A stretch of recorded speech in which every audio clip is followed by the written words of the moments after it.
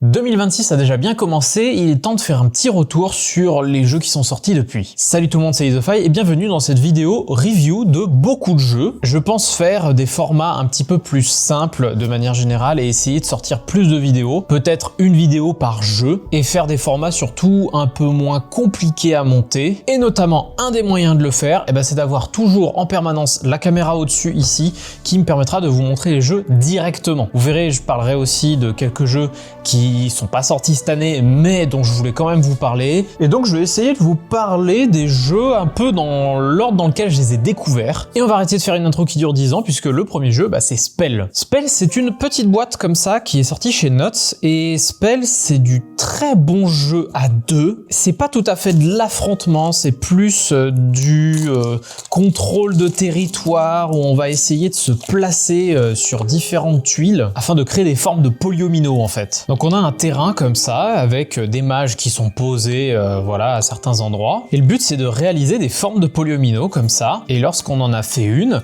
on va pouvoir gagner non seulement un sort qui est dessous et des points de victoire qui nous amènent jusqu'à le fait de gagner la partie, logique. Sauf que à notre tour, vous voyez, on a des tuiles qui sont blanches, des tuiles qui sont foncées, donc des tuiles qui sont activées pour celle-ci et désactivées pour les autres. Notre mage, lui, à quoi il sert? Il va activer une tuile. La tuile sur laquelle il est, elle est activée. Il peut faire une action pour activer les tuiles qui sont adjacentes à lui et désactiver les tuiles qui sont adjacentes à lui aussi. Et donc son but c'est de faire des zones de polyomino pour faire ces différentes formes de polyomino. Alors il y en a des plus simples que d'autres, et plus elles sont compliquées, plus les effets qu'on va y gagner sont potentiellement meilleurs. Notamment on pourra invoquer des petits bonhommes qui activeront des tuiles à notre place. Et tout cet enchaînement de soit je me déplace, soit j'active des tuiles, soit je complète des choses, etc. Mine de rien, c'est ultra casse-tête. C'est du jeu à deux très tactique. À la base, on se pose dessus, on se dit bon, on va pas y rester très longtemps puisque voilà, c'est un petit jeu. Là, ça dit 20 minutes sur la boîte. Clairement, la première partie, on se triture pas mal la tête. En plus de ça, on peut casser le territoire un petit peu en bougeant ça, qui après fait déplacer des tuiles, etc., en se servant du creux qui est créé à certains endroits, un peu comme dans un labyrinthe. Et donc, ça va déplacer un petit peu toutes les tuiles, ça va vraiment gêner l'adversaire sur est-ce que je suis ici ou là, etc. Est-ce que je vais réussir à faire ma forme de polyomino? C'est très casse-tête, mais super gratifiant quand on arrive à faire les choses. Surtout quand on arrive parfois à enchaîner directement des formes de polyomino, c'est vraiment très malin. En plus de ça, il y a un mini-mode asymétrique où vos mages gagnent des compétences spéciales. Par exemple, il pourra se déplacer en diagonale, ce qui n'était pas le cas avant. Et dans ce cas-là, vous avez deux mages, ce qui fait que vous avez beaucoup plus de possibilités d'activer des tuiles. Bref, Spell, c'est plutôt une très bonne surprise. Ça fait un moment que j'y avais joué, puisque j'avais joué à Cannes de l'année dernière. Et il arrive enfin. Alors, je viens de vérifier sur Internet. Il n'est pas encore tout à fait sorti, mais vraiment très bientôt, en mai. Donc ça se trouve, le jour où sort cette vidéo, c'est sorti. En tout cas, Spell, c'est plutôt pas mal. Bon, tant qu'à faire, on va finir de présenter les jeux de chez Nuts, puisque le deuxième jeu dont je vais vous parler, c'est Guerre Éclair. Guerre Éclair, c'est le troisième de la gamme, je sais même pas si elle a un nom, cette gamme, en réalité. C'est une gamme, en tout cas, avec ce format de boîte qui sont des petits wargames. Vous avez une ouverture magnétique, donc c'est assez cool en termes de matériel, des meeples en veux-tu en voilà, un système de cartes, et puis c'est un petit wargame pour découvrir le wargame. Alors, j'ai joué à presque toute la gamme, il y avait 300, qui était très sympa, très accessible, très rapide à jouer. Vraiment, les actions, c'était, on a des points d'action, on les dépense pour invoquer des unités ou pour les déplacer. C'était vraiment tout bête, et après, il y avait un système de dés, où il y avait une armée qui était très nombreuse, mais qui balançait que des dés nuls, et inversement l'autre armée qui était moins forte. Le deuxième de la gamme, c'est Port Arthur, qui est un jeu qui me tentait depuis très longtemps, et étonnamment celui-ci je m'y suis toujours pas lancé, parce que le problème de Port Arthur, c'est qu'il a un système de combat à la fois très intéressant, à base de valeurs sur des jetons qu'il faut comparer, etc. Mais du coup c'est un petit peu compliqué. Guerre Éclair, il se situe pile entre les deux jeux, c'est-à-dire un jeu un peu plus compliqué que 300, mais moins compliqué que Port Arthur. On a 5 tours de jeu, on a la carte de la France et de la Belgique, et ça va revisiter la Blitzkrieg, donc la guerre éclair dans les années 40. Je sais, il y a pas mal de gens que ça repousse le thème militaire. Je vous encourage quand même à jouer à ces jeux-là. Je le ferai encore plus lors de ma vidéo sur les jeux historiques, qui arrivera un jour. Je dois d'abord finir un énorme projet, parce que ce jeu-là a quand même cette facilité d'apprentissage, plus l'idée que on est deux camps très asymétriques, avec un joueur allemand qui va être derrière 3 paravents. Et là vous vous dites, pourquoi 3 paravents? C'est abusé, enfin c'est n'importe quoi, ça sert à rien. Et ben en fait, derrière ces 3 paravents, il va placer des meeples. Et il va choisir ce qu'il veut mettre derrière chacun de 3 paravents au début de la partie. C'est-à-dire qu'il ne pourra pas les passer de l'un à l'autre. Et ces unités-là, il va les faire arriver par là ou par là. Il va devoir accomplir des objectifs comme récupérer le port, récupérer la ville de Paris. Et le français, lui, eh ben, il va tout faire pour essayer de se défendre. Le problème du français, c'est que il a très peu d'unités et quand ces unités elles meurent, elles disparaissent jusqu'à la fin.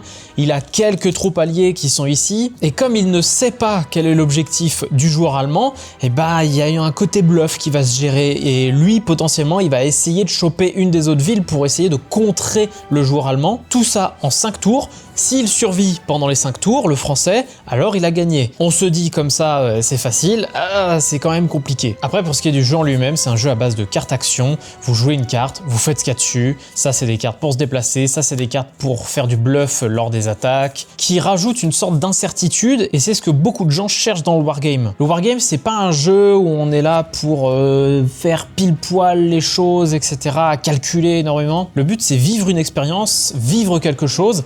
Et donc, ça implique d'avoir des cartes qui vont amener pas mal d'aléas dans la partie. Donc Guerre éclair, moi je vous encourage à le tester. Franchement, des 3, c'est mon préféré. Des 3 jeux de cette gamme, c'est celui qui est le plus palpitant. Le 300, en fait, quand on en a fait quelques parties, c'est moins grisant, ça donne moins envie d'y revenir. Et pour Arthur, j'y ai pas joué, mais vu qu'il est très compliqué, je pense qu'il vaut mieux vous proposer un truc comme Guerre éclair, qui est pile le truc entre les deux et qui propose une vraie expérience. On en a fini avec les jeux de chez Nuts. Je vais vous parler maintenant d'un jeu que j'ai découvert à Vichy. Alors pas directement à Vichy dans le sens pas dans la convention. J'ai découvert le soir. On avait Lucas qui était venu ici, Lucas de Tripty Games. Sa chaîne Instagram est toujours aussi folle, allez la voir, vous avez le lien. Et il avait pu emprunter une boîte un soir. Donc on a joué le soir à Carnival of Sins. Un jeu tout récent au moment où je tourne cette vidéo, et pourtant voilà, j'y avais joué quand même un petit peu avant, notamment à Vichy, et c'est vraiment très drôle. Déjà, la boîte, elle est stylée, hein, elle est très belle. Ça fait partie de ces boîtes où on se demande est-ce que c'est une bonne idée d'avoir fait une boîte coulissante. Alors en plus, ils ont prévu le petit trou pour faire le côté coulissant. Moi, ça me gêne pas, mais je comprends que ça embête le côté coulissant parce que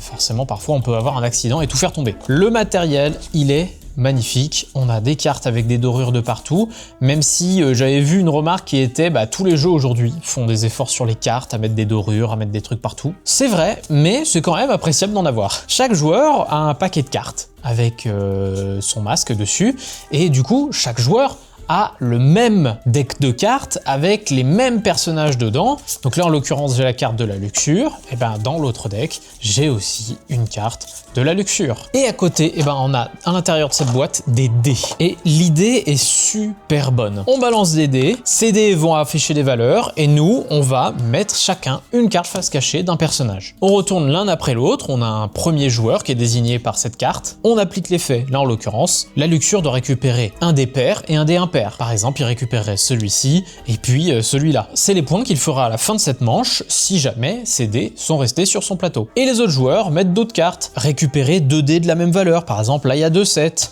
Récupérer le dé de la plus haute valeur, mais qui est placé dans les cartes, dans les dés qui ne sont pas récupérés. Donc par exemple celui-ci. Il y en a un autre que je trouve très drôle, c'est celle-ci, c'est la paresse. L'idée de la paresse, c'est récupérer le dé qui est le plus proche de vous. Bon là, en l'occurrence, la personne l'a joué un peu tard, puisque le seul dé qu'elle peut prendre, c'est celui-ci, car le dé blanc, ce sont des points qui seront donnés à la personne qui aura le moins de points dans cette manche. Et on enchaîne comme ça, sauf que la carte qu'on a jouée, on l'enlève. Donc on va jouer avec moins de personnages, et donc on saura quels personnages ont été joués autour de la table. Au début, très chaotique, très aléatoire parce que finalement on sait pas du tout ce que les autres vont pouvoir jouer. Et au fur et à mesure de la partie, on sait que ah mais lui, il a joué sa luxure, donc il pourra pas la jouer ce tour-ci. Ah mais lui, il a joué l'orgueil. Ah mais lui, il a joué la paresse. Donc le jeu devient de plus en plus maîtrisable et c'est ce qui donne tout le sel du jeu. Si ça, c'est pas un jeu barrable, je ne comprends pas ce que c'est. Après, parfois on m'a dit ah les jeux d'ambiance, il y en a parfois ils marchent pas en bar, etc. Bon, moi je trouve que celui-ci a quelque chose de très très bon. Alors après, c'est vrai qu'il y a le jet de dés avec plein de dés. Si vous n'avez pas une grande table, si vous n'avez pas un truc pour ralentir les dés, ça risque d'être compliqué. D'autant plus qu'il y a une carte où on peut prendre un dé et le balancer pour essayer de faire bouger les autres. C'est vrai que c'est un petit peu couillon et que c'est pas forcément évident à jouer partout. Mais le fun est là, le fun est vraiment là. Je me suis rarement autant amusé à voir une carte apparaître chez quelqu'un d'autre. Peut-être dans ce jeu est une tuerie. Donc Carnival of Sins, quand j'avais testé à Vichy, j'avais fait ouais c'est sympa. Et après y avoir rejoué, en fait moi ça me convainc énormément. Je trouve que c'est un très bon concentré de ce que doit être un jeu barrable, c'est-à-dire un jeu facile à expliquer, rapide à jouer et où on a envie d'en refaire une directement derrière. Bon après moi je peux pas beaucoup y jouer parce que j'ai pas des joueurs qui veulent souvent jouer à des jeux d'ambiance, mais moi je l'aime bien, alors je le garde, voilà. Vous avez vu le bandeau collaboration commerciale en bas à gauche. Je rappelle, c'est parce que la chaîne est sponsorisée par Asmodée, donc merci à eux, et qu'à chaque fois que je montre un jeu qui est distribué par Asmodée, je l'indique pour ne pas avoir de problème aux yeux de la loi. Donc voilà, comme ça, vous êtes prévenus. Alors après, à quoi est-ce que j'ai joué directement? Je pense que c'est God 5. God 5, c'est mon premier jeu de déduction où je me sens pas largué. Non, pas forcément mon premier jeu de déduction. En tout cas, mon premier de Johan Levet, où je ne me sens pas largué. Et God 5, je savais que ça aurait du succès. Je m'attendais pas à ce que ça ait un succès aussi énorme. On a plein de jetons qui sont disposés sur le plateau. Au début de la partie, ils sont tous face cachée. Et on va récupérer des jetons qu'on va placer dans l'ordre croissant sur le plateau avec une de chaque couleur. Bon là, en l'occurrence, l'exemple sera pas bon puisque moi, je suis censé ne pas voir en fait ces chiffres qui sont là. Ces différents chiffres, je vais devoir essayer de trouver lesquels ils sont. Pour ça, j'ai une fiche qui ressemble à ça. Et à chaque tour, je révèle un jeton, je pose une question à mes adversaires qui est « Est-ce que ce jeton, tu peux me le placer ?» Ou est-ce que ce jeton, si je le mets au-dessus de celui-ci, il a le même nombre de points? Et grâce à ça, on va pouvoir barrer différentes valeurs sur notre plaquette, là, comme ça. Et comme on voit les chiffres des autres, pareil, on va pouvoir barrer des valeurs et essayer de savoir quel jeton est de telle valeur ou non. Imaginons, je dis est-ce que ce orange a le même nombre de points que ce orange? Là, la personne en face me dit non. Donc ça veut dire que mon orange à moi n'a pas 3 points. Donc je barre tous les oranges 3 points qu'il y a sur le plateau. Et on va révéler de plus en plus de jetons. On va placer un jeton ici pour dire que le vert est en dessous de 59, pour dire que le bleu est au-dessus de 59. Voilà, vous avez compris l'idée. Et après, celui qui a trouvé ces 5 jetons gagne la partie. Ma première partie, je sais pas ce qui s'est passé, mais j'ai gagné en 5 tours. Les autres, ils en revenaient pas. Ce jeu, même si il est très familial et assez simple à piger, etc., il a une mini part de chance. C'est-à-dire que si vous posez une question sur un jeton, que vous le placez par exemple en plein centre et que ça vous barre quasiment tout ce qu'il y a sur votre plaquette, ouais, forcément, vous êtes avantagé par rapport aux autres. Et pareil pour les écarts qu'il y a entre les différentes couleurs. Moins il y a d'écarts, plus c'est simple à trouver. Mais est-ce que c'est pas ça que je cherche finalement dans un jeu de déduction familiale? Je pense que si. Ce truc d'accessibilité, de réflexion pas trop compliqué, Turing Machine, moi, ça m'avait perdu. Il y avait rien à faire, il y avait des fois, je comprenais même pas. Je posais une question au truc et ça me disait vrai et du coup, je comprenais pas pourquoi. Bref, God 5, je comprends son succès. Je pensais pas qu'il serait vendu à ce point parce que pour le coup, il a énormément marché, tellement que à ma boutique des clics ludiques, il y a juste plus de God 5. Le matériel est très très mignon avec ces petits bonhommes. Ça se joue en 15 minutes, voire moins que ça. Et c'est le seul jeu de déduction où j'ai envie de rejouer régulièrement parce que ça me casse pas trop la tête. Le problème d'un Turing Machine, des jeux comme ça, c'est que moi, vraiment, ça me perdait. Au bout d'un moment, j'avais mal au crâne, j'en pouvais plus. Et surtout, je ne savais pas quoi faire. La God 5, c'est oui. J'ai envie de vous parler de quelque chose, je sais pas si c'est un phénomène qui vous arrive à vous aussi. Il y a des fois quand je vois un jeu quand je vois le type de jeu que c'est, quand je vois la gueule qu'il a, j'ai qu'une envie, c'est que le jeu ne soit pas bien. C'est con, hein, dit comme ça, mais il y a des jeux, je suis tellement pas la cible que ça m'agace quand le jeu est quand même bien. Et j'en ai 3 dans cette catégorie. Le premier, c'est Restart. Le deuxième, c'est Dnup. Et le troisième, c'est All In. Les jeux de cartes qui ont l'air de petits jeux de cartes de base, aujourd'hui, ça a tendance à me gonfler. Mais pourquoi? Mais parce que on en voit de partout. Et le problème, quand on voit des jeux de partout, c'est qu'on a envie de découvrir un peu d'autres choses, des choses un peu innovantes, ou qui nous changent nos habitudes. Et là, avec ces jeux-là, bah, à la fois, ça ne change pas nos habitudes, mais fait chier, quoi. C'est bien, quoi.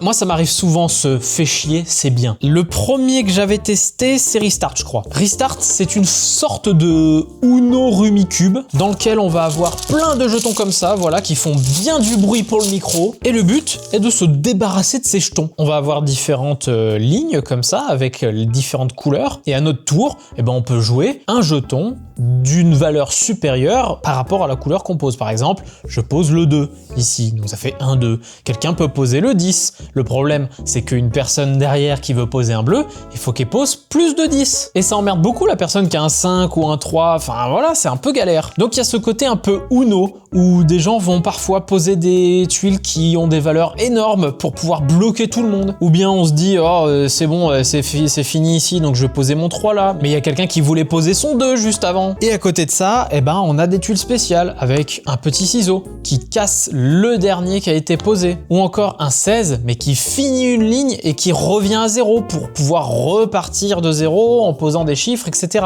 Le but, c'est juste se débarrasser de ces jetons, donc un peu comme un Uno finalement. C'est fou qu'un jeu si simple soit si fun à jouer. Juste, on pose un jeton, c'est à l'autre, il pose un jeton, c'est à un autre, il pose un jeton, oh mais enfoiré, pourquoi t'as mis un 15 là? Ça se passe exactement comme ça dans la partie. Et c'est fun, ça gueule de partout, dès que quelqu'un pose un truc, ça gueule de toute façon, parce que, bon, forcément, c'est pas celle qu'on voulait, etc. Restart, c'est, je crois, le pire dans le lot, quoique Dnup était pas mal hein, dans l'idée, de ces jeux où je le vois, j'ai pas envie qu'ils me plaisent, et en fait, c'est fun. C'est fun, c'est chiant que ce soit fun. Faut y jouer pour y croire à Restart. Vraiment, quand on joue pas et quand on fait qu'expliquer, c'est pas si fun que ça. Mais en fait, le fun vient du côté où on se fait emmerder par tout le monde. Ce côté Uno où on change de couleur au moment où on voulait poser sa dernière carte. Restart, c'est bien. Bon, on va justement enchaîner avec Dnup, hein, puisque Dnup, il a fait un petit peu de bruit. Du jeu de cartes aussi beau qu'un skijo, c'est-à-dire pas beau, où l'idée, c'est de se débarrasser de ses cartes. Pour ça, on va à chaque fois jouer un groupe de cartes. Par exemple, là, je joue une seule carte. Pour me battre mon 1 qui est ici, il va falloir que quelqu'un pose une seule carte au-dessus de 1. Par exemple, un joueur pose un 8. Dans ce cas-là, je récupère mon 1, mais je retourne la carte et je la récupère dans ma main. Si par exemple, là, il a posé donc un 8, imaginons que je n'ai pas de carte qui va au-dessus de 8, et ben je peux quand même jouer, puisque je peux mettre un groupe de 2 cartes qui valent 4. Rien à voir avec le fait qu'il y ait 2 4 et du coup ça équivaut 8, hein. C'est juste, c'est indépendant. Lorsque c'est au tour de la personne qui a joué le 8 de jouer, eh ben, il peut défausser sa carte définitivement. C'est comme ça qu'on défausse des cartes. On peut aussi jouer une carte chez quelqu'un d'autre. Donc par exemple, il rajoute une carte à ce groupe-là. Ce qui veut dire que maintenant, c'est un groupe de 3 cartes. Donc quelqu'un peut rejouer un groupe de 2 cartes de même valeur, etc., etc. Donc le but du jeu, c'est de se débarrasser de ces cartes en jetant au bon moment des groupes de cartes ou à l'inverse des non-groupes de cartes, donc à jouer des cartes toutes seules. On peut aussi dans son tour retourner toute sa main pour récupérer les valeurs de l'autre côté de nos cartes. Et en fait, le jeu marche super bien. C'est un jeu, vous enchaînez les parties comme pas permis. Je pensais que ça m'amuserait pas du tout parce que, bah pareil, voilà, jeu de cartes à la con et tout. Et en fait, le jeu, quand on en fait une, bah on enchaîne jusqu'à réussir la fin de partie, c'est-à-dire d'avoir 4 lettres. En gros, c'est le premier qui s'est débarrassé de toutes ses cartes, et bah il récupère 2 lettres, et ensuite une lettre pour les autres. Et ce truc de je joue chez l'autre, c'est vraiment un truc de profiteur, ou plutôt pour emmerder les autres joueurs autour de la table. C'est très réussi Dnup, alors que, enfin, Down Up, comme on m'avait dit. Sauf que c'est laid, ça donne pas envie, c'est un jeu de cartes à la con, comme on en voit 15, 30, 50 par an. Mais je peux pas ne pas dire que le jeu est pas bien, enfin, je peux voir, voilà, on est obligé de dire que le jeu est bien parce qu'en fait, bah, c'est bien. Voilà. Et ça m'emmerde. Ça m'emmerde. Bon, évidemment, je joue la comédie, hein. Vraiment, le jeu est réussi. Je ne pensais pas qu'un jeu de cette gueule-là me ferait rejouer un jeu comme ça. Mais bon, pourquoi pas?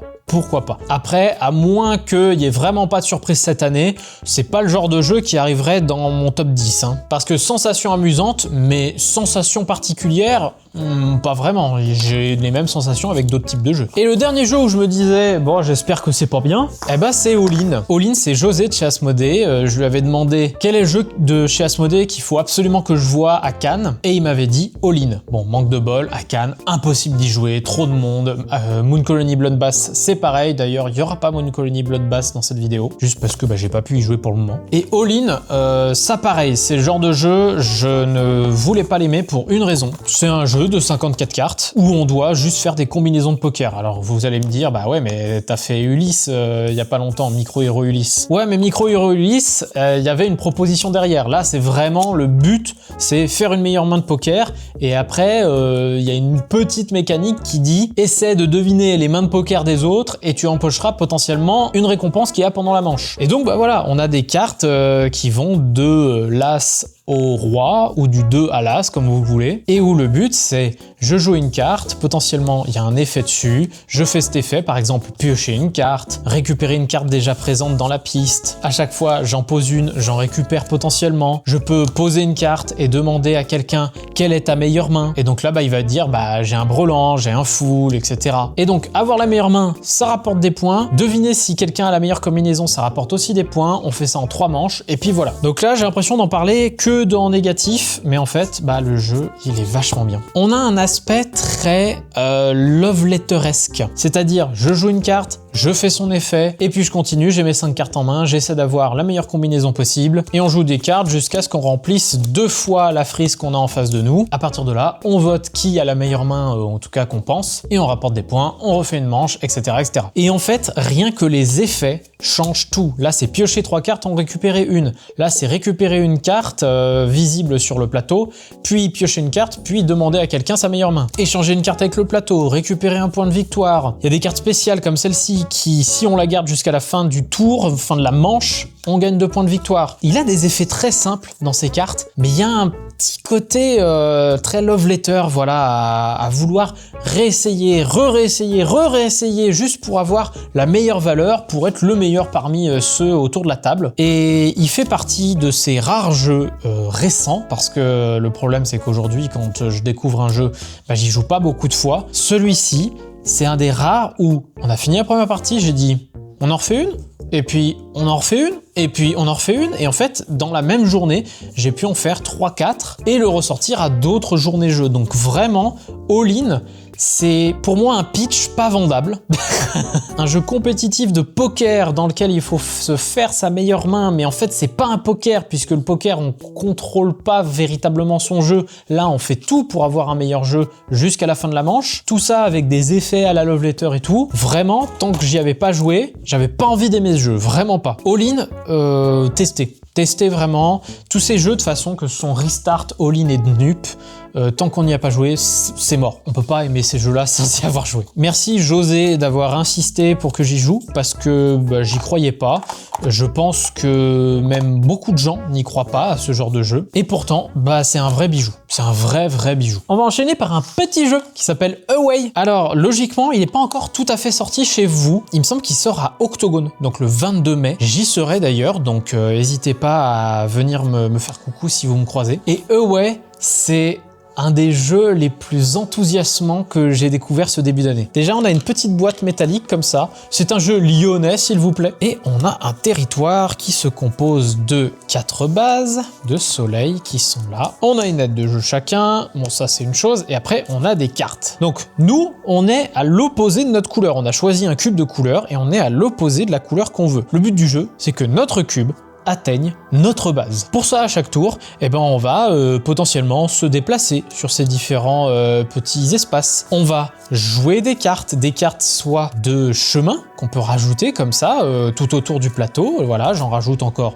une ici, même si là ça ne rejoint pas, et ben je peux quand même le faire. Ou encore, on peut jouer des cartes avec des effets. Pivoter une carte soleil ou exploration inoccupée dans la direction de votre choix. Donc par exemple, je prends celle-ci et je la mets dans le bon sens parce que si je veux avancer par là-bas, il faut que la flèche elle me bloque pas. Par exemple ici, là je peux pas passer à cause de la flèche. Et c'est tout. Le jeu c'est vraiment juste ça. Le truc un peu malin du jeu, c'est que on a des cartes voilà qui ont différentes couleurs et dans un tour, c'est soit je me déplace, soit je défausse des cartes parce qu'à la fin du tour, je vais en récupérer jusqu'à 5 cartes en main, soit je peux jouer plusieurs cartes, mais dans ce cas, ce seront forcément des cartes de la même couleur. Donc on peut jouer beaucoup de cartes, mais il faut que ça soit de la même couleur. Et dans ce cas-là, on peut décider de jeter plein de cartes pour essayer de piocher plein de cartes de la même couleur et ensuite faire un combo de l'enfer. Les gens vont vous détester, vous allez casser des trucs, vous allez déplacer les personnages dans une autre direction opposée, voilà, vous pouvez vraiment interagir avec les autres, les embêter dans tous les sens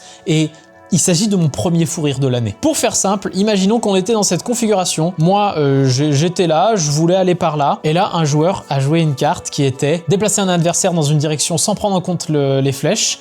Et il m'a fait un truc du genre comme ça. Et je suis revenu en arrière énormément. Et le fait que c'était la fin du salon de Cannes, la fatigue, etc., on était pliés en deux, on n'arrivait plus à parler et c'est un jeu enthousiasmant au possible par cet aspect où tout peut basculer à tout moment. Ouais, je vous encourage énormément à y jouer. Dans une petite boîte comme ça, vous risquez pas grand chose en termes de place dans les calax et en termes de prix. Trop content d'avoir découvert ce jeu alors que il y a des fois on voit des jeux comme ça, on fait ouais bon écoute, est-ce que j'y vais vraiment? Est-ce que je vais pas juste jouer à un jeu lambda? C'est à la fois lambda parce que c'est pas ultra original, mais le côté interaction régulière et très régulière par toutes ces cartes possibles qu'il y a dans le jeu et surtout avec des cartes qui attaquent les autres, ça en fait un jeu hyper fun. Alors là, je vais parler d'un jeu qui a fait grand bruit, très grand bruit, puisqu'il s'agit très sûrement d'un des jeux les plus vite vidés en stock. Il y a très peu de stock sur internet. J'aurais aimé pouvoir vous en parler plus tôt, plus rapidement, mais je voulais finir un peu la première campagne pour voir. Ce jeu-là, c'est Cozy Stickerville. Est-ce qu'on a là le meilleur jeu de l'année? Alors, possible qu'il soit dans mon top 10. De là à dire meilleur jeu de l'année, je sais pas trop. Cozy Stickerville, pour ceux qui n'ont pas vu le truc, c'est un jeu dans lequel on va faire un peu Stardew Valley, c'est-à-dire arriver dans un village et se développer son territoire, sa ferme, tout autour d'une histoire et d'événements qui vont arriver, etc. À l'intérieur, en fait, le truc un peu génial, c'est qu'on a toute une fiche d'autocollants comme ça, avec différents bâtiments qu'on va pouvoir construire dans toute l'aventure. Tout ça avec des choix qu'on a à travers des cartes qui nous disent « Hey, il y a tel personnage qui arrive au village, est-ce que tu l'acceptes ou est-ce que tu l'acceptes pas ?» Vous allez avoir un plateau complètement vide au début. Plus vous avancez dans la partie, plus vous allez coller des stickers un petit peu partout. Je vous montre pas tout parce que le problème c'est que c'est le genre de jeu où vous pouvez vite spoiler, mais si je devais vous montrer un endroit, du coup c'est ce côté-là. On va retourner cette plaquette et donc là c'est une partie de mon territoire avec au départ ma maison qui était par là et puis différents bâtiments, des villageois qu'on a collés un peu partout, un cochon ici, voilà, il y a pas mal de petites choses possibles. Je vais pas vous dire tout, ceux qui ont joué au jeu, ils ont remarqué quelques trucs. Mais voilà, c'est un jeu qui regorge de surprises et je trouve que le plus étonnant dans ce jeu, on a fait la première partie. Une partie, c'est quoi? C'est 12 cartes, donc 12 actions, où on lit les cartes et après on fait une action à chaque fois. J'ai fini le truc, j'ai fait « Oh ouais, c'est sympa ». On a fait le 2, j'ai fait « Ah, c'est sympa ». Et puis on a fait le 3, on a fait le 4 et en fait, j'arrivais plus à m'arrêter. C'est un jeu où au début, je disais juste « c'est sympa » parce que c'est pas un jeu mécaniquement waouh quoi. C'est en soi un jeu dont vous êtes le héros. Vous êtes dans un endroit, vous faites des choix, il y a un petit peu de gestion de ressources, puisqu'en fait on a des ressources qu'on va pouvoir dépenser pour construire les bâtiments, pour aller dans tel ou tel endroit. Donc en soi, c'est pas un jeu qui va vous ébouriffer par ses mécaniques, mais par contre c'est un jeu qui est terriblement addictif. Cette addiction, elle vient du fait que vous voulez savoir ce qu'il y a au bout de vos choix. J'ai accueilli une personne dans mon village qui me promet quelque chose, est-ce que ça va vraiment être le cas? J'ai accueilli une autre personne qui a l'air complètement loufoque, mais pourquoi je l'ai accueilli? Il me pique des trucs finalement. Ah, mais à la fin il fait ça. Il y a des situations très burlesques dans le jeu. Vous commencez, vous êtes vraiment dans un environnement très Stardew Valley, à faire quelque chose de très gentil, très mignon, très cosy, justement, comme le nom du jeu. Et puis il y a des choses complètement débiles qui arrivent. Selon les constructions que vous avez fait, potentiellement il y a des choses qui arrivent aussi. Le jeu est enthousiasmant. Donc de là à dire que c'est le meilleur jeu de 2026, j'en suis pas là. Par contre, c'est vrai que c'est un des rares jeux que je joue récemment où j'ai terminé la campagne, déjà, très rapidement. On peut faire 2 campagnes puisqu'on a 2 plateaux, c'est pour ça que je vous ai montré un plateau vide. Et où en plus d'avoir fini la campagne, je m'y suis investi, j'y ai passé pas mal de temps à embêter ma compagne pour qu'on le finisse. Je ne trouve pas que ce soit le jeu du siècle. Par contre, je trouve que c'est une très bonne expérience. Moi, un jeu, il faut qu'il me propose un peu plus quelque chose. Et en l'occurrence, Cozy Stickerville, à part le côté coller des stickers, qui effectivement est très amusant, très sympa à faire, le jeu propose quelque chose d'assez simple finalement, d'assez simplet. Donc pour moi, Cozy Stickerville, c'est un oui, même un grand oui, mais je pense que c'est juste parce que c'est un jeu cosy, c'est-à-dire un jeu où on se prend pas la tête, on va du début à la fin, on fait notre truc et puis voilà. Et si jamais ça vous intéresse de savoir à quoi ressemble notre premier village et ce qu'on a pu y faire, notez-le en commentaire, je ferai peut-être un format court dessus. Dans les jeux qui m'ont énormément étonné cette année, j'y vais pas quatre chemins. Heroes Write and Conquer. Incroyable jeu. Je ne pensais pas le découvrir déjà. Faut savoir que je suis allé chez Blue Orange pour faire un petit rendez-vous. Et puis finalement, ils m'ont dit, tu veux faire un rendez-vous avec Tribuo aussi? Et allez, je vais avec Tribuo. Et ils me présentent ça. C'est incroyable. C'est incroyable. Et donc, j'ai découvert ce jeu. Et ce jeu, déjà, c'est un jeu à moins de 20 €. Et c'est un jeu beaucoup plus expert qu'on ne le pense. Je vais vous montrer un petit peu ce qu'il y a à l'intérieur. C'est-à-dire des fiches.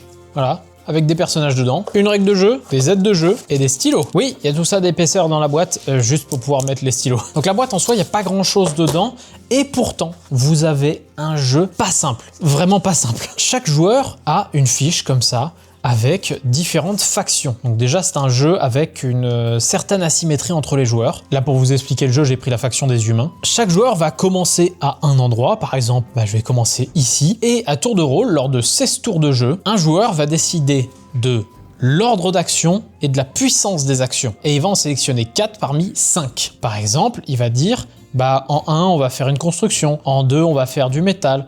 En 3, on va faire du déplacement. En 4, on va faire des pièces d'or. Ça veut dire quoi? Ça veut dire que en 1, je fais une construction que de valeur 1, c'est-à-dire de pouvoir construire les bâtiments niveau 1, donc ceux-ci. Ça fait pas beaucoup de possibilités. En 2, 2 de métal, ça veut dire je prends 2 de métal. En 3 déplacements, ça veut dire 3 de valeur de déplacement.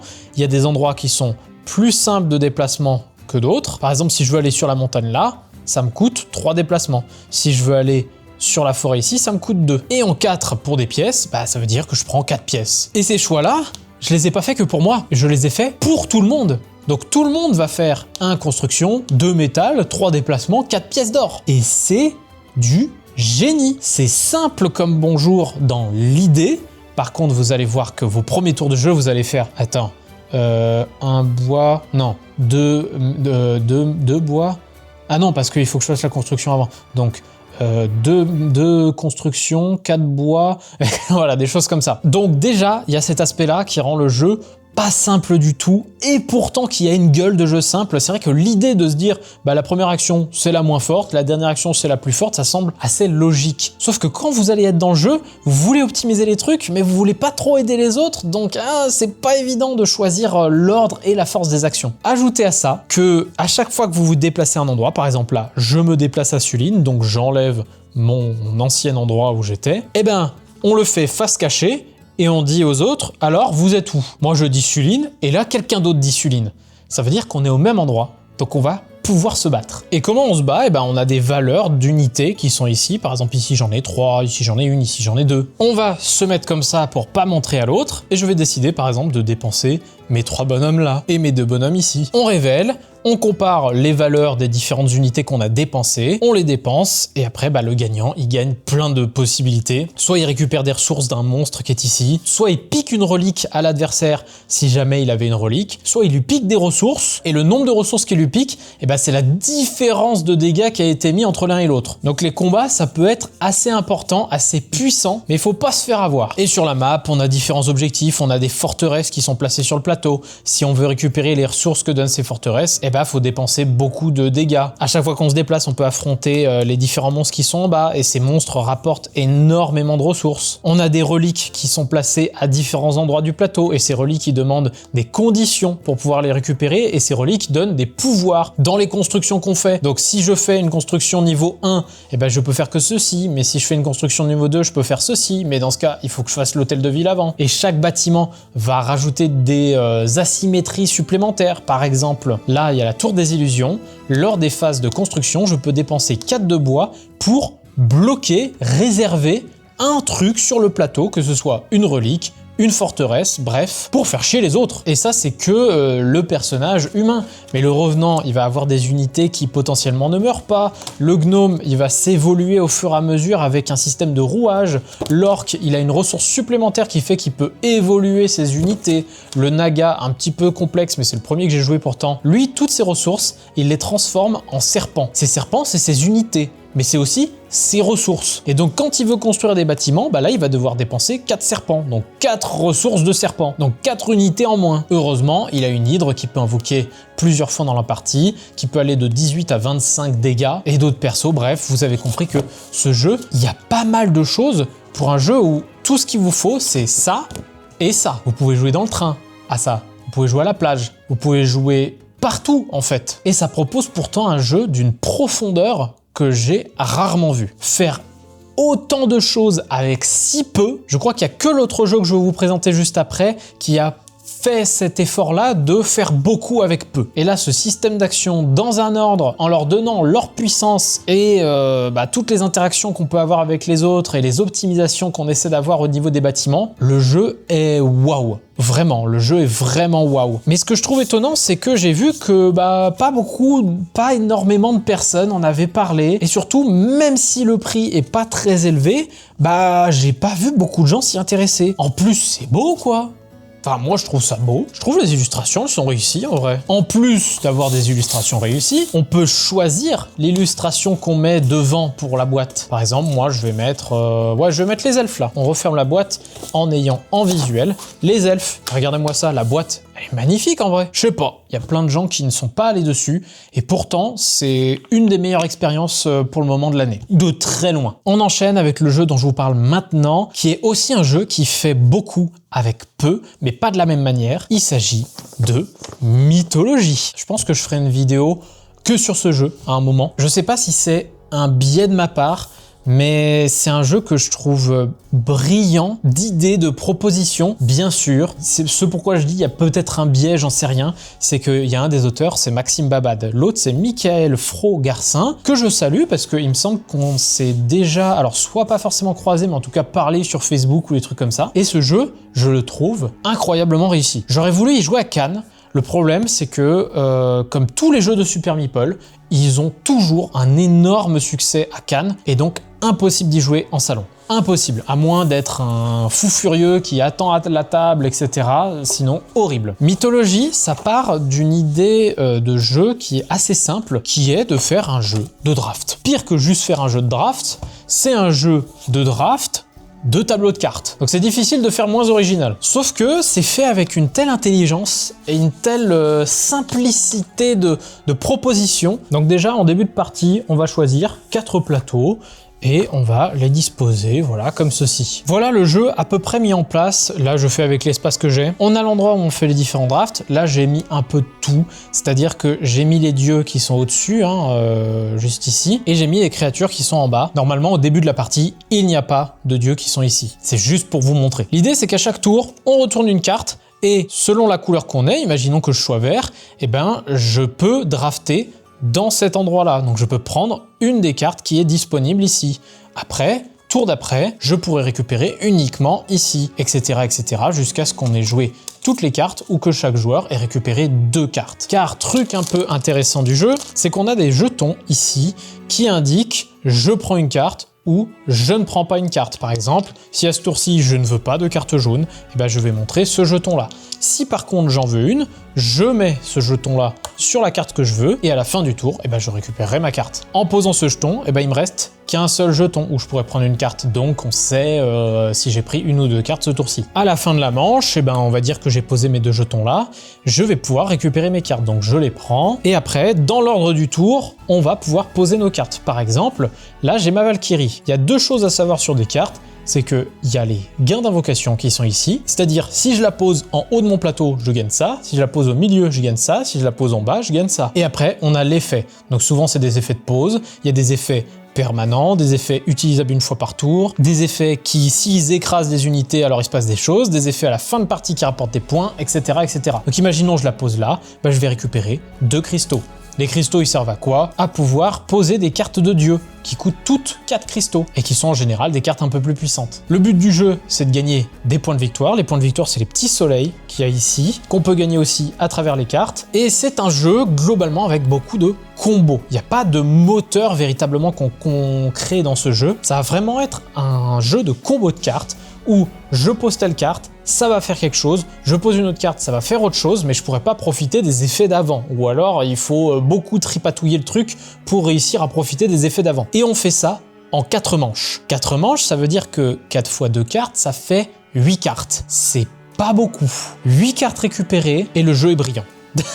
Ça va être très difficile pour moi de vous montrer avec cet exemple-là un peu placé à l'arrache pourquoi le jeu est si brillant. C'est parce qu'il y a beaucoup de possibilités. Déjà, choisir les 4 mythologies qui sont ici va changer les choses. En l'occurrence, les jaunes ont des effets un petit peu plus classiques, des effets plus immédiats. Les roses, qui sont les nordiques, ont des effets un peu plus méchants. Par exemple, elles, chaque adversaire perd 1 point de victoire par divinité dans son panthéon. Donc ça peut bien embêter les adversaires. Elle, si elle écrase une carte, chaque adversaire sacrifie une créature ou me donne 2 joyaux. Et évidemment, si derrière on fait des lignes, eh ben on récupère des trucs. Si on fait des colonnes, on récupère d'autres trucs. Et les plateaux, ensemble, forment des phrases. Là par exemple, c'est écrit « n'avoir aucune créature », donc ça c'est le symbole de la créature, dans sa colonne centrale. Et ça nous donnerait 3 points de victoire. Avoir 3 pierres d'invocation dans son plan terrestre. Et là, ça nous donnerait 4 points de victoire. Ce sont des objectifs qui vont être créés aléatoirement par le placement de ces différents plateaux. Il y a 8 mythologies dans la boîte. Chaque mythologie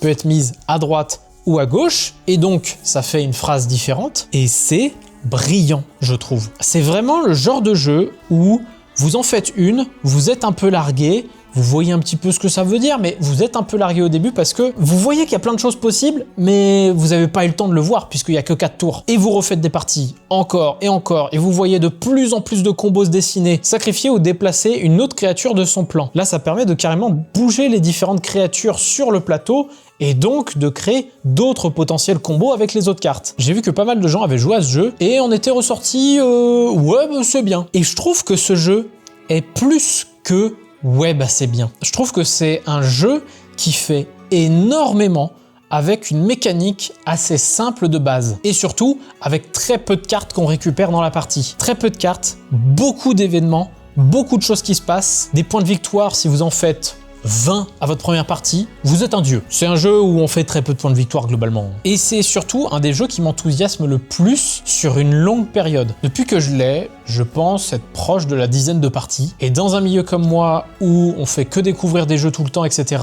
oui, c'est beaucoup. Et là, je parle dizaines de parties en physique, hein, parce que le jeu est disponible sur différentes plateformes, etc. Donc ça permet de renouveler un petit peu encore. Mythologie, je trouve que c'est plus qu'un jeu bien. Je trouve que c'est un jeu qui est très profond, qui demande de l'investissement pour vraiment comprendre sa profondeur. Et je trouve dommage que des gens se soient arrêtés à ce premier coup d'œil de ce jeu. Parce que le jeu a beaucoup à offrir en réalité. Rejouez-y si vous l'avez chez vous, récupérez-le si vous ne l'avez pas. Je trouve que c'est un des jeux les plus enthousiasmants de cette année. Et revenez me voir et dites-moi ce que vous avez vraiment pensé du jeu après. Pour le moment, il est en liste d'être un de mes meilleurs jeux de cette année. Et là, pour le moment, il y a 8 mythologies, il y en aura 2, 4 de plus, je sais plus, bientôt. Enfin, en tout cas, il y aura des extensions, ça c'est sûr. Et ça promet énormément. On retourne dans Vie ma vie de jeu historique avec un jeu qui est pas sorti cette année, mais je trouvais intéressant quand même d'en parler parce que ces jeux-là ont pas assez de lumière et c'est bien dommage. Je parle évidemment de jeux de chez Shakos. Shakos, c'est une maison d'édition qui fait des jeux historiques. Là, en l'occurrence, ici, vous avez le jeu Rex Britannorum. Et ces jeux-là, en général, je sais que vous êtes peu à vraiment y aller et je trouve ça dommage parce que il y a souvent des choses intéressantes à y découvrir. Rappelez-vous la vidéo Imperial Struggle, jeu immense, pas très accueillant, etc. Et pourtant, jeu incroyable derrière. Je vais vous montrer un petit peu ce qu'est ce Rex. Donc déjà, on a ce grand plateau de Rex Britannorum. Et l'idée du jeu, c'est de conquérir des territoires, mais avec un système de jeu plutôt fun en réalité. Le but du jeu, c'est de faire le plus de points de victoire. Les points de victoire, c'est quoi? Eh bien, les points de victoire, ce sont des cubes qu'on va mettre sur ces pistes-là. Donc soit des petites coches, soit les fameux 1 qu'on voit ici, soit eh bien, la plus grande route, le plus grand nombre de villes ou le plus grand nombre de régions différentes, etc. etc. Pour gagner ça, eh ben, on va essayer d'avancer sur ces différentes pistes qu'on a ici.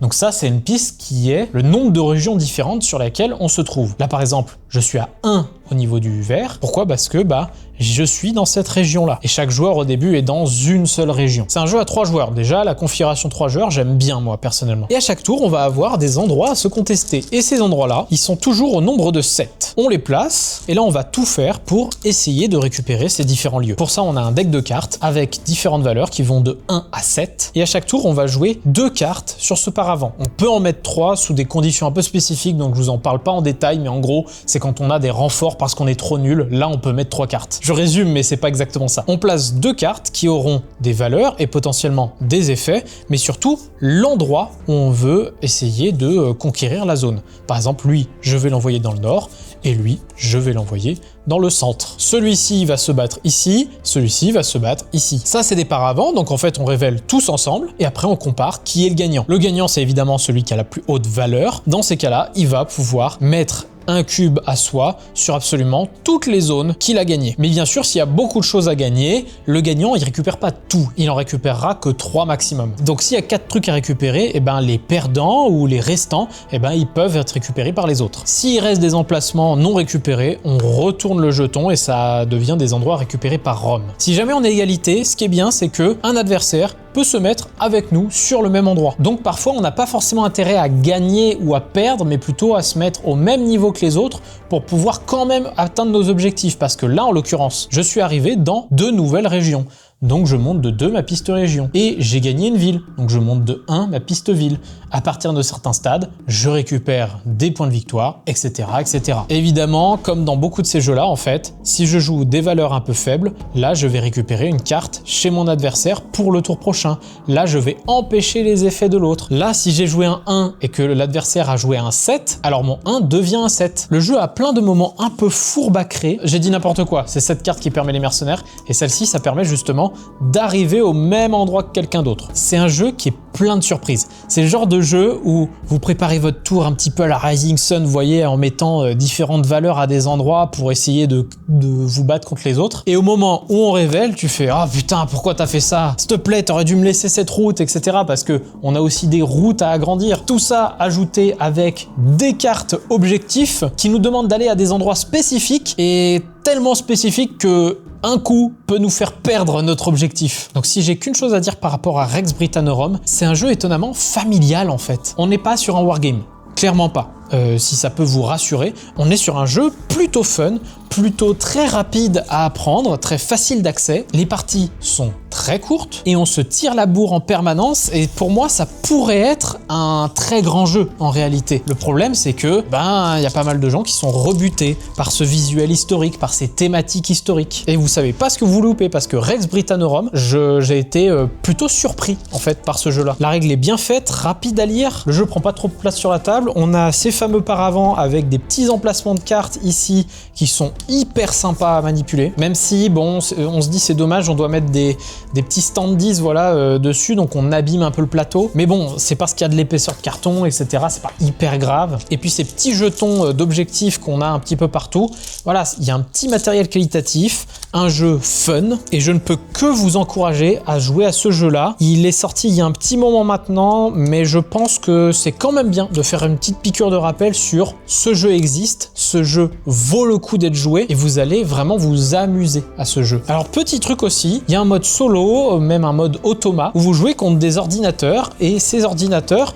ils ont différentes façons de réagir. Donc vous n'avez pas forcément les mêmes manières de jouer face à ces ordis. Ça peut vous intéresser potentiellement si vous êtes joueur soit à 2 et donc il vous faut un troisième joueur, soit en solo, et dans ce cas, bah là c'est obligatoire. Jouer Rex, franchement, ne passez pas à côté, c'est vraiment sympa. Dans un autre délire jeu à histoire, Napoléon 1815. Ça fait longtemps que je vois cette gamme de jeux Napoléon et je m'y étais jamais posé. Pourquoi? Eh bah parce que j'avais peur des jeux historiques, comme sûrement vous, et pourtant, bah c'est dommage, il y a des bonnes choses parfois qui sont présentées au niveau des jeux historiques. Napoléon 1815, c'est le premier de la gamme que je joue, et pourtant c'est pas le premier de la gamme tout court, il me semble le premier c'est 1807, et c'est clairement par contre un wargame. C'est un wargame, mais un wargame qui propose une mécanique non pas avec des dés, même si vous en voyez là actuellement à l'écran, mais avec des cartes. Déjà, voici le plateau de jeu. Alors peut-être que ça rentre pas entièrement à la caméra. Est-ce que vous, ça vous fait peur déjà ça? Moi je veux savoir parce que à l'époque oui, aujourd'hui je trouve que ça a un charme. Ce charme vient du fait que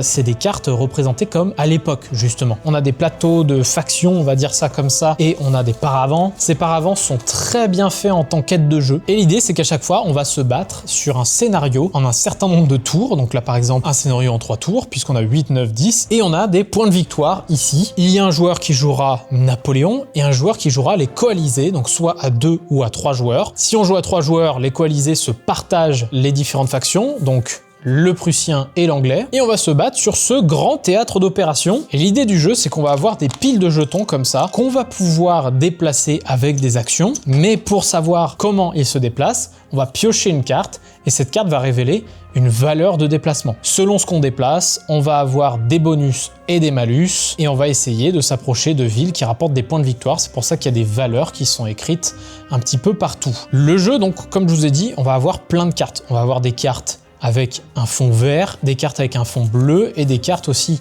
avec un fond rouge. Et ces cartes en fond rouge, par exemple, c'est quand on les pioche, on est obligé de faire l'effet qu'il y a dessus. Et l'effet qu'il y a dessus, c'est souvent des effets très négatifs pour le joueur d'en face. Les cartes vertes, c'est des cartes à jouer pendant le tour des adversaires. Donc vous pouvez altérer les mouvements, les combats, les différentes choses que vous faites de manière générale. Et les cartes bleues, c'est pour préparer un tour, enlever 2 de fatigue immédiatement et une pile française choisie librement par le joueur français. Donc déjà, vous avez les déplacements, vous révélez une carte, vous avez la valeur de déplacement, et puis vous avez les combats. Toutes les unités vont avoir un certain nombre de cubes de force qui sont ici. Ça, c'est des cubes de force. Ça, c'est un cube de force, mais qui est une cavalerie. Et puis, parfois, vous avez des jetons de fatigue qui s'ajoutent ici en bas. Cette force-là, elle indique un nombre de cartes. Là, en l'occurrence, on est arrivé dans cette grosse case-là, donc on a 2 cartes. Et on va additionner les différentes armées qui sont ici, donc qui correspondent à chaque fois à un portrait qui est ici. On additionne le nombre de cartes. Par exemple, je suis dans un combat, j'ai 5 cartes. Je révèle 5 cartes et sur ces 5 cartes, il y a à chaque fois un symbole en bas à gauche des cartes,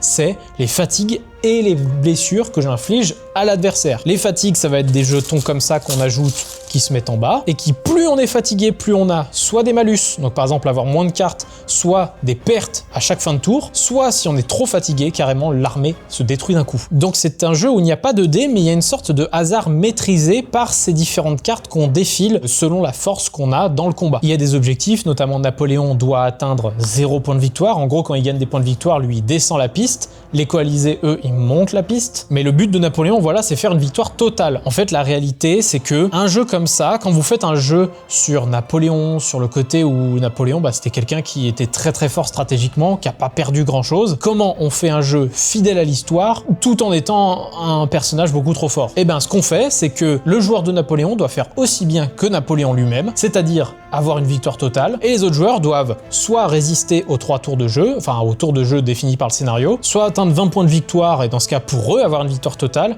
soit tuer Napoléon. Oui, si Napoléon il meurt, forcément le joueur français il a perdu quoi. C'est un jeu qui est plus froid que Britanno-Rome, clairement. Pour autant, c'est un jeu qui a une mécanique super intéressante avec ses systèmes de cubes, de fatigue, etc. Parce qu'à chaque fin de tour, on peut potentiellement se soigner de fatigue en jouant des cartes aussi. Ces différents scénarios qui font qu'on n'a pas tout à fait les mêmes dispositions. Par exemple, dans le jeu, quelque chose de proposé, c'est de mettre des cartes invasion ici. C'est pour montrer à quel point les coalisés savent ou non que Napoléon est arrivé sur le territoire. Et donc au début, si Napoléon n'avance pas trop, les joueurs coalisés, ils peuvent très peu jouer parce qu'ils savent pas trop ce qui se passe. place. Par contre, quand Napoléon commence à arriver sur le territoire, là, les joueurs coalisés peuvent commencer à plus jouer. Je trouve ça très malin, je trouve ça bien pensé. Et pour une manière de découvrir un petit peu l'histoire et comment ça s'était passé et tout ça, je trouve ça très bien proposé. Et le jeu tourne bien. Les premiers tours de jeu, je dois avouer, il y a une petite chose à comprendre, on va dire ça comme ça. Notamment au niveau des calculs de est-ce que là, je me déplace de temps de déplacement. Là, par exemple, j'ai 4 de valeur de déplacement. Est-ce que ça veut dire que je peux me déplacer de 4? Et ben en fait, je fais -1 si j'en déplace 3, j'en fais -2 si j'en déplace 4, etc., etc. Il y a quand même des calculs parfois à faire dans les combats ou pendant justement les déplacements. Les premiers tours de jeu ou de manière générale, la première partie peut être un petit peu complexe. Pour autant, je trouve le jeu stratégiquement super intéressant. Est-ce que je menace plus par là ou plus par là? Mais en même temps, si je me sépare, j'ai une armée moins forte. Mais en même temps, si j'ai une armée trop forte, j'ai du mal à me déplacer. Enfin voilà, il y a quelque chose quand même dans ce jeu qui est très bien pensé, je trouve. Donc voilà, Napoléon, je vous présente ça rapidos. Je vous en parlerai de toute façon un peu plus dans ma vidéo sur les jeux historiques. Comme quoi, j'en parle beaucoup de cette vidéo. Mais je comprends pourquoi il y a un 3e jeu de cette gamme qui est Napoléon 1815. Et il y en a même un suivant qui arrive, Napoléon 1817, chez Chacos toujours. Et c'est pas pour rien, c'est parce que c'est un jeu qui propose quelque chose vraiment d'assez intriguant et de très différent de ce qu'on peut voir dans le jeu classique, on va dire ça comme ça, dans le jeu moderne. Mais déjà, c'est beaucoup plus accueillant que n'importe quel ancien wargame. On avance, mais ça prend du temps, mine de rien, tout ça. Là, il me reste 3 jeux à vous présenter. On va commencer cette salve des 3 derniers jeux par Critter Kitchen. Pas sorti en 2026, je sais, il est sorti fin 2025, et j'avais pas pu prendre le temps d'y jouer, et je regrette un peu. Il aurait peut-être eu sa place dans le top 10, c'est pour dire. Il y a quelques années, un jeu qui s'appelle Flamecraft était sorti. Alors c'était pas du même auteur, si je dis pas de bêtises, par contre c'était de la même illustratrice qui s'appelle Sandara Tang. Je la connaissais d'Instagram, puisqu'en fait ma compagne la suit sur Instagram, et c'est comme ça qu'on était arrivé à acheter Flamecraft. C'était sympa, Flamecraft, mais c'était assez compliqué pour un jeu qui est très visuellement enfantin et pas hyper satisfaisant comme jeu, on va dire ça comme ça. Critter Kitchen, j'ai été beaucoup plus conquis, alors qu'au départ, on me présente le jeu, je vois la mécanique, je fais ouais, et en fait, en jouant, je me suis beaucoup amusé sur Critter Kitchen. C'est un jeu de programmation. Programmation niveau initié. On m'a vendu comme quoi ça peut être un des premiers jeux de programmation, je pense que Colt Express est quand même plus facile. Alors, on va essayer de vous faire une petite mise en place pour vous montrer un petit peu quand même. Donc là, j'ai fait une petite mise en place où j'ai pas mis d'autres couleurs, mais on va dire que c'est une mise en place pour 2 joueurs. Et donc, comme je le disais, c'est un jeu de programmation. On va programmer quoi? On va programmer des lieux où vont se déplacer nos ouvriers. On a 3 ouvriers, un petit dragonnet, un gros dragonnet et un phacochère. Alors, je crois que ça, c'est un souriceau, ça, c'est un lézard, et ça, c'est un phacochère. La différence entre eux, c'est quoi? C'est que le phacochère, il pourra récupérer 3 nourritures à un endroit, le lézard 2 et le souriceau 1 seul. Par contre, le souriceau récupère en premier, le lézard en 2e et le phacochère en 3e. Donc il faut bien prévoir les emplacements où on les envoie. On les envoie comment? Avec ces différentes cartes de lieux. Les illustrations sont juste magiquement trop belle. Donc par exemple, j'aurais posé une carte ici, puis une carte là, puis une carte là, et après j'aurais révélé et j'aurais envoyé mes bonhommes en fonction. On va les envoyer chercher quoi? On va les envoyer chercher des ingrédients. À chaque début de tour, on va remplir les différentes cases d'ingrédients. Donc là, par exemple, on aura un poisson de valeur 5, un fromage de valeur 4 et un champignon de valeur 5. Ici, on va avoir un poisson de valeur 2, un fromage de valeur 2, un fromage de valeur 3. Les autres, c'est des cas particuliers, mais globalement, c'est l'idée. Et donc ici, par exemple, j'aurais récupéré ça et ça. Et la personne qui aurait récupéré juste après, elle aurait pu récupérer ça. Ou alors, en compensation, elle aurait pu récupérer une soupe ici, qui sont la ressource joker du jeu. On peut remplacer tout ingrédient par une soupe, mais quand on rend un des plats qui est ici, il faut quand même rendre quelque chose, faut pas rendre que de la soupe, faut pas déconner non plus. Et le but est d'enchaîner les manches, à récupérer des ingrédients pour confectionner des plats qui sont au-dessus du plateau. Par exemple, là, ce plat-là, il faut un vin, un pain et un steak. Si on rend ces choses-là, il faut les différents ingrédients ou remplacer avec de la soupe comme je l'ai dit. Et selon la valeur du plat qu'on a rendu, c'est-à-dire les fameux chiffres qu'on a sur les ingrédients, on a potentiellement des points de victoire. Si on a une valeur de 6 ou plus, 1 étoile, 12 ou plus, 2 étoiles, 21 ou plus, 4 étoiles. Donc en soi, on va choper assez peu de points de victoire quand on rendra des menus, mais on peut pas faire mieux. Et après, Là où on va faire des points, c'est quand on arrivera à la fin du 7e tour, où on va offrir un menu au critique culinaire qui est ici. Et pour ça, on va à chaque fois choisir un seul ingrédient de chaque type qu'on avait sous la main. Par exemple ici, j'ai 2, 3 et 4 en valeur de fromage. Ben, je vais plutôt mettre le 4, il est quand même meilleur. Là j'ai un champignon, là j'ai un poisson. Bon là j'ai pas grand chose, mais normalement vous arrivez avec beaucoup plus de choses à ce moment-là du jeu. Et après on va regarder les différentes valeurs, on va regarder combien on a de soupe, on va regarder est-ce qu'on a réussi à envoyer chaque ingrédient différent, est-ce qu'on a la meilleure valeur parmi les autres joueurs, est-ce qu'on a accompli des objectifs qui sont cachés dans la partie, qu'on peut vérifier pendant la partie par des effets qui arrivent en plein milieu, est-ce qu'elle fait varier différentes choses et surtout, quelle valeur on a atteint avec tout notre menu, puisqu'après on va regarder combien on a atteint à travers cette piste et ça va aussi nous ajouter des étoiles, donc des points de victoire. C'est un jeu de programmation très malin. Parce que, imaginons, j'envoie mon facochère ici et quelqu'un d'autre envoie un facochère ici. C'est pas tout à fait perdu puisque, par exemple, là, ici, l'entrepôt secret, on ne sait pas ce qu'on va y récupérer. On va mettre 3 ingrédients, mais on ne saura pas avant d'y être allé, alors que les autres lieux, on le sait. Ici, on a une école des chefs, on a des sous-chefs à récupérer qui ont à chaque fois des compétences particulières et un meeple qui leur est associé. Ces sous-chefs, en fait, c'est des ouvriers supplémentaires qui vous permettent de récupérer des choses un petit peu à d'autres endroits. Et le soup truck, eh ben, c'est un endroit où on peut récupérer beaucoup de soupe.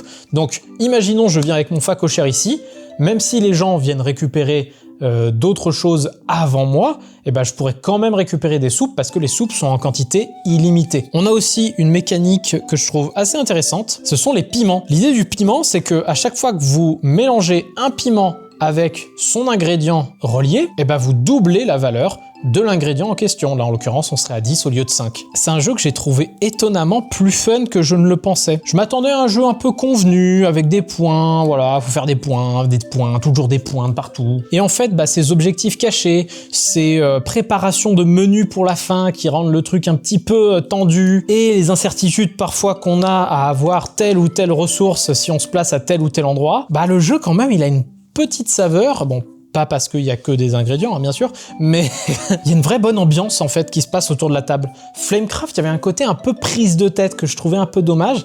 Là, il y a une bonne ambiance, je trouve, autour de la table. Et en plus de ça, bah, selon les sous-chefs qu'on a ici, eh ben, ça va pas se passer de la même manière. Les rumeurs, c'est pareil. Les rumeurs, elles changent à chaque partie. C'est les fameux objectifs.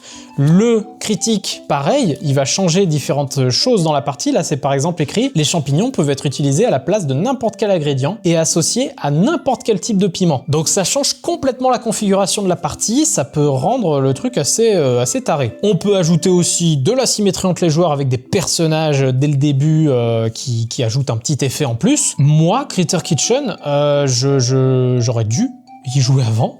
Malheureusement avec tout ce qui sort c'est pas toujours évident, mais je m'en veux presque parce que bah, c'est bien, c'est vraiment très bien. J'aurais aimé vous en parler un peu plus tôt et je suis vraiment conquis par le jeu, vraiment conquis. On a évidemment des paravents pour cacher nos différentes ressources derrière le paravent, parce qu'en fait si les autres connaissent nos ressources, bah forcément ils vont pas nous laisser aller à tel ou tel endroit du plateau. Le jeu est beau, le jeu est fun, le jeu a une très grosse variabilité de parties, c'est chez Lucky Duck, c'est beau, c'est très bien édité, j'aurais dû vous en parler plus tôt, c'est enfin chose faite, et j'espère que vous allez apprécier y jouer. Avant-dernier jeu de cette vidéo, et il s'agit simplement d'un autre Johan Levet, mais aussi Johannes Goupy. Day One, c'est un jeu, ça faisait un moment que j'avais envie d'y jouer, et je l'ai repoussé, enfin, c'est pas forcément que je l'ai repoussé, je l'ai pas priorisé. J'avais mis d'autres jeux avant, en priorité, et c'est bien dommage, parce que le jeu, bah il est bien. Ça fait longtemps qu'on n'a pas eu un jeu avec un ressenti comme ça, très aventurier du rail. On a un plateau qui ressemble à ça, des cartes sur le côté,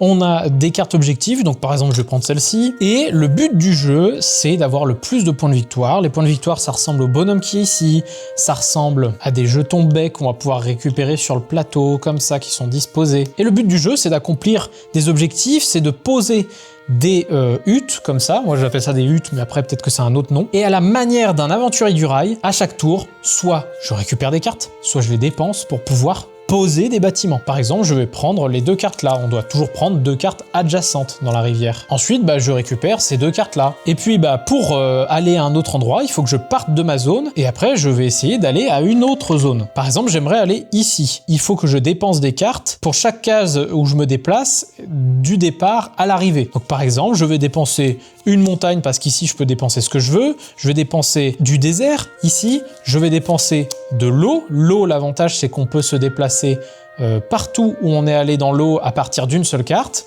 Et ensuite, je vais dépenser un canyon pour poser mon premier bâtiment ici. En posant ce bâtiment, je peux récupérer une baie, les baies me rapporteront des points, etc., etc. Et surtout, je me suis placé sur du canyon, je me suis placé à côté d'un truc bleu qui est une de mes conditions qui est ici, et toutes ces cartes, je les ai défaussées. Voilà, et on enchaîne comme ça jusqu'à poser de plus en plus de bâtiments. Je pars toujours d'un de mes bâtiments pour aller à un endroit, etc., etc. En réussissant un objectif, je le monte, je peux donc piocher une carte. Plus j'avance dans la pose de mes bâtiments, plus j'ai potentiellement des bonus. Si je pose un deuxième bâtiment, je peux récupérer une autre carte histoire. Si j'en pose un troisième, je peux poser une des cartes dans ma main sous mon plateau. Et le fait de la mettre sous le plateau, déjà je gagne la couleur ici en objectif. Par exemple, cet objectif me demandait d'avoir un canyon. Si je ne suis pas sur un canyon ici, j'ai au moins un canyon là. Et il me donne un joyau permanent. Donc ça peut me servir par exemple pour l'objectif qui est ici. Et au fur et à mesure on continue. Celle-ci me permet encore d'en choper un. Celle-ci me permet encore de placer une carte. Et encore d'en piocher un, etc., etc. Et on arrête jusqu'à ce que quelqu'un a posé tous ces jetons sur le plateau. Et après, on compte les points de victoire, etc., etc. Ces sensations-là de jeu très immédiat, très nerveux au niveau des tours de jeu, ouais, ça fait longtemps qu'on n'en a pas vu des comme ça, typés aventurier du rail, parce que c'est vrai que ce côté je prends des cartes où je pose, ça fait très aventurier du rail. Et il y a un côté, comme dans les aventuriers du rail, où on est toujours gêné par tous les autres joueurs. À chaque fois, il y en a un qui va poser un truc là, alors que vous vouliez pile cette case-là. C'est vécu, je vous le dis. Et en ça, le jeu, il peut tendre énormément. Il y a différents scénarios dans le jeu que j'ai pas pu encore tester pour être franc avec vous, mais qui vont changer la manière de gagner des points de victoire. Ça va changer aussi les événements sur le plateau, puisqu'il y a des tuiles spécifiques qui vont être placées. Et donc, ça va varier un petit peu les parties, mais je sais pas si c'est un jeu qu'on a vraiment besoin. C'est cool, en vrai, c'est très très cool d'avoir un jeu qui varie les parties comme ça, mais vu la nervosité du jeu, c'est vraiment le genre de jeu où vous voulez juste votre revanche, même sur le même plateau. Donc bravo pour ce jeu, Johan Levet et Johannes Goupy, parce que je crois que ça fait longtemps que j'ai pas ressenti ces sensations dans un jeu nerveux, court, assez fun, même si parfois ça fait râler, et on voit très vite si on est dans la merde ou pas. Je vous encourage à tester Day One si vous n'avez pas pu le faire. Moi, j'ai pas pu avant un moment, et je me sens bête parce que c'est vachement bien. Et pourtant, ça révolutionne pas des masses. On arrive au dernier jeu, et quel jeu pour finir ? C'est Recall. Alors, Recall, c'est un jeu qui n'est pas encore sorti en France. Par contre, il va sortir chez PTS, donc plus ou moins le nouveau Matago. Et c'est la suite d'un petit jeu pas très connu qui s'appelait Revive, qui était pas ouf. Ah non, c'était génial. Revive, c'était très bien. Et je suis encore une fraude, puisque ce jeu-là, je l'ai gagné. Merci Lucas de Triptych Games. En plus, ma victoire était incroyable. Lucas a fait un concours sur sa page Instagram. Oh, je refais de la pub pour Lucas, mais allez voir son Instagram, c'est fou. Et on pouvait gagner un Recall. Et donc, j'ai gagné. Voilà, c'est génial. Et Recall, donc moi j'avais joué à Revive. J'avais beaucoup aimé Revive. Ce plateau joueur qui était assez dingue, où on évoluait avec une sorte de grosse machine et un plateau central où on s'embêtait avec les autres joueurs pour se placer. Là, Recall, on est sur un jeu un peu plus, je dirais, classique dans la forme. Pour autant, il y a une immédiateté et quand même une richesse qui fait que je ne sais toujours pas si je préfère Revive ou Recall. Je vais sortir un maximum du jeu possible pour vous montrer, mais il y a beaucoup dans ce jeu-là, il y a vraiment beaucoup. Alors, j'ai mis une partie du jeu en place. C'est juste pour que vous puissiez vous faire une idée du jeu, parce qu'il y a beaucoup de choses dans un jeu comme ça. C'est un jeu multiparamètres, vraiment. On a des petits meeples au début qui sont sur le plateau. Et donc, dans Recall, on doit faire quoi? Il faut récupérer de la culture. Pour ça, on va avoir un plateau joueur qui ressemble à ça. Et encore non, ça ne ressemble pas à ça, puisque j'ai pas fini la mise en place du plateau principal, puisqu'en réalité, il faut boucher tous ces endroits. On a notre plateau ici qui est prêt. Là, je peux pas faire mieux en termes de cadrage, donc on va faire avec ce qu'on a. Et l'idée, c'est que à chaque tour, j'ai des clés comme ça, qui sont en fait quelque part plus ou moins des ouvriers qui vous permettent d'effectuer des actions. Par exemple, je place ma clé là-dessous pour faire l'action qu'il y a ici. Et puis après, je place ma clé qu'il y a ici pour faire cette action-là. Cette action-là me permet d'invoquer des meeples à un endroit du plateau. Cette action-là me permet de déplacer mes meeples d'un endroit à un autre. L'action qu'il y a juste en dessous, c'est l'action de construction. Si jamais je suis à un endroit spécifique pour un tel type de bâtiment, par exemple ces bâtiments de base, il faut qu'ils soient sur une case comme celle-ci. Eh bien, je paye le coût de ce bâtiment. Eh bien, je peux construire ici ce bâtiment en enlevant un bonhomme au passage, et ce bâtiment me permet de gagner une récompense qu'il y a sur la droite. Le carré rouge qui est ici, c'est qu'en fait, lorsque je récupère mes différentes clés, j'active autant de carrés rouges que de clés que j'ai récupérées à ce moment-là. Et donc, par exemple, je peux gagner un meeple, ou augmenter un de mes cristaux, ou gagner un cristal. Il n'y a qu'un seul type de ressource, et en fait, vous allez en avoir dans ce pot-là, et potentiellement, elle va être plus ou moins améliorée. Là, c'est moins bien que ça, que ça. Et donc, selon les endroits où on est, on peut construire certains types de bâtiments. Par exemple, là, dans le désert, je peux construire celui-ci en dépensant un cristal blanc, celui-ci en dépensant 2 cristals blancs, ici, un cristal rose, ici 2 cristals roses, mais il faut être dans la jungle. Pour ceci, c'est des territoires un peu particuliers où évidemment il faut des cristals violets, mais il faut aussi dévoiler des zones enneigées qui sont ici ou encore dans certains coins du plateau. Et là, on peut construire ces énormes bâtiments qui rapportent pas mal de points de victoire de manière très variée, puisqu'on a des tuiles sur le côté qui donnent les points de victoire potentiels que rapportent ces zones-là. On a aussi des petits cailloux qui sont ici, qui, si on les récupère, on monte sur ces différentes pistes qu'il y a là. Ces pistes nous permettent d'avoir des cailloux supplémentaires, puisque les cailloux sont plus ou moins des accès à des actions gratuites du jeu. Actions gratuites qu'on va récupérer par exemple sur ces fameux jetons-là. Là par exemple, si je pose un truc ici, je peux monter le niveau d'un de mes cristals. Et là, il y en a plein des effets différents là-dessus. Il y a aussi des effets qu'on peut avoir sur des cartes personnages qu'on aura attribué au début de la partie et attribué sur ces 3 pistes que vous ne voyez pas là-dessous, mais en fait l'idée c'est que voilà, il y a des personnages qui sont placés aussi dès le début. Ces cailloux, pour les récupérer, il faut dépenser à la fois des bonhommes et à la fois potentiellement aussi des ressources. On va pouvoir acheter des clés de meilleure qualité et surtout qui ajoutent des effets. Par exemple, là je vous ai dit je pose ici, je récupère 2 meeples. En fait là je peux récupérer 2 meeples et récupérer soit un déplacement, soit un cristal blanc. Là je peux gagner des points de victoire, là je peux gagner un cristal rose. La partie s'arrêtera au bout de 14 tours, on aura gagné différents points de victoire au fur et à mesure de la partie, on aura gagné des points de victoire en fonction de nos bâtiments qui ont été posés. On va aussi gagner des points de victoire tout à gauche avec des cartes objectif qu'on aura posé à gauche où on choisira un objectif précis pour nous, mais on pourra participer à l'autre, mais de manière moins puissante. C'est un jeu qui est ultra multiparamètres. On a des tuiles ici qu'on peut ajouter dans ces endroits-là pour améliorer ces actions-là. Et pour ça, comment on fait? Faut monter sur la piste de points de victoire et en fait, selon certains stades du jeu, on va monter de puissance. Le jeu est foisonnant de plein de choses possibles parce que dès qu'on va révéler une tuile, on va se dire on va passer par ici, on va passer par là, on va gagner des points de victoire de telle ou telle manière, on va récupérer des caisses à usage unique qui ont des effets différents. Par exemple là c'est juste monter sur une des 3 pistes ici, c'est construire, faire une action de construction gratuite. C'est complet. C'est ultra complet comme jeu. Ces jeux-là en général me font peur, mais ce que j'aime dans ce jeu-là précisément, et que j'ai aimé aussi dans Revive et dans d'autres jeux de gestion du type, c'est cette capacité qu'a le jeu à ne pas être qu'un truc dans son coin. On peut piétiner sur les autres et on peut prendre des lieux que les autres voulaient, même si on n'est pas complètement bloqué par les autres, dans le sens où, si par exemple quelqu'un s'est mis ici, avec un bâtiment, si je veux aussi placer un bâtiment ici, avec une autre couleur, là je suis jaune, mais avec une autre couleur, je peux le faire, mais dans ce cas, le meeple que je dépense, je le donne à mon adversaire. Donc ça va aider aider les autres de construire dans leur emplacement ce qu'on n'a pas super envie de faire. Et ce plateau à gérer avec ces différentes actions et ces clés là très spécifiques, ça a l'air fouillis, ça a l'air d'en avoir partout, mais je trouve qu'à chaque fois on a un axe assez clair de ce qu'on va faire, de ce qu'on aimerait faire plus tard pour les prochains tours. Et moi, pour moi, ça c'est important. Quand un jeu de gestion est trop foisonnant de choses,